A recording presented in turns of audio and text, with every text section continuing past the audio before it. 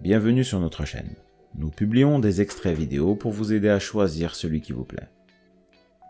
Pour savoir comment télécharger ce livre audio gratuitement ou un autre de votre choix, n'hésitez pas à cliquer sur les liens en description.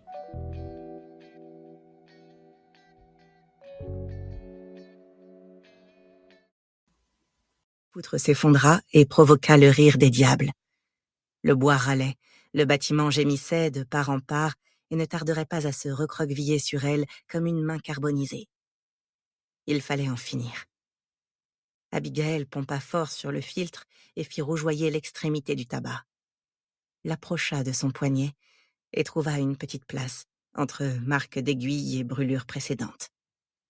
Si la douleur était absente, alors rien de tout cela n'aurait jamais existé. Abigail ne se serait pas levée ce matin-là en sang, avec la poitrine lacérée, ni dans un lavoir en flammes, mais allongée sur son lit, lovée sous ses draps, plongée dans un rêve incroyablement élaboré. Côté positif des choses, elle ne flamberait pas comme une vulgaire poupée de chiffon. Et dans le cas où la douleur se manifestait, Abigail se tenait face à quelque chose d'impossible.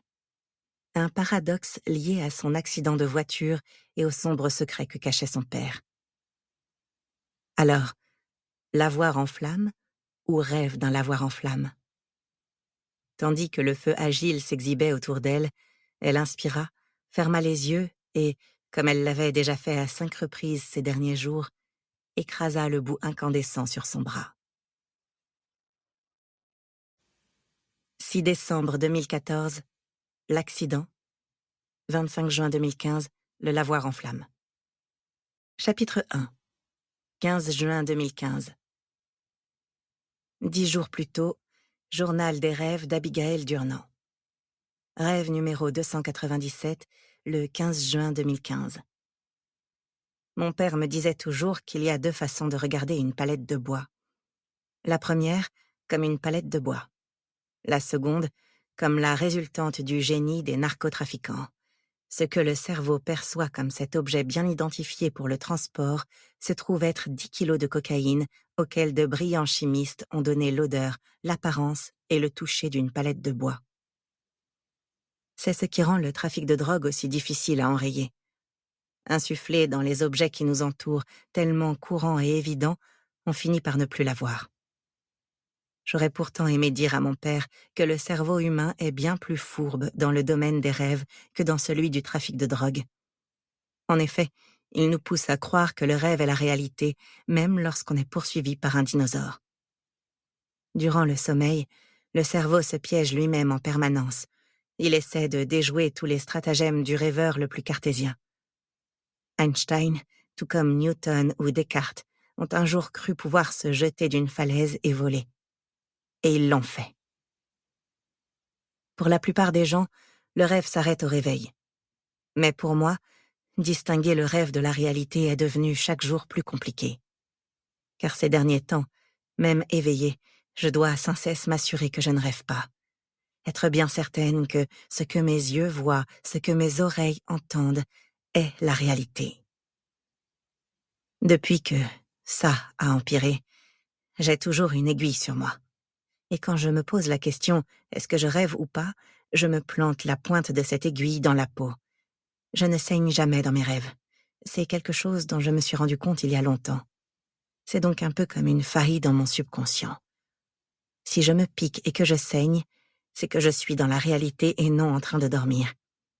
Évidemment, je ne pense jamais à me piquer dans mes rêves et donc je ne sais pas que je rêve. C'est là toute la perversité. Ici, dans la réalité, mes bras sont criblés de petites pointes. Mon discours ressemble à celui d'une folle, mais je ne suis pas folle, croyez-moi, parce qu'un fou n'aurait pas conscience de tout cela. Il est 5h08 du matin, le 15 juin. Je viens de me piquer, et une petite pointe de sang apparaît sur mon pouce, coule, tombe sur le bureau. Je sais donc, en écrivant ces lignes, que je suis bien éveillée, parfaitement consciente de mes actes. Je suis dans la réalité, c'est important pour la suite. Réalité, réalité, réalité, réel. Chapitre 2. Son stylo venait de la lâcher, là, subitement. Abigail avait appris à se méfier des coïncidences. Ses rêves en raffolaient. Elle regarda la petite pointe de sang sur le bureau, toucha, renifla.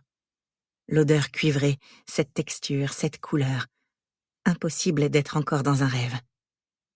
Après ces vérifications, à la lueur de sa petite lampe, elle tira un... Si ce livre vous a plu, vous pouvez alors le télécharger gratuitement. Pour savoir comment faire, cliquez sur le lien en description de la vidéo. N'hésitez pas à commenter pour nous informer des extraits de livres audio que vous aimeriez écouter. Pensez à liker et à vous abonner pour ne rater aucune vidéo.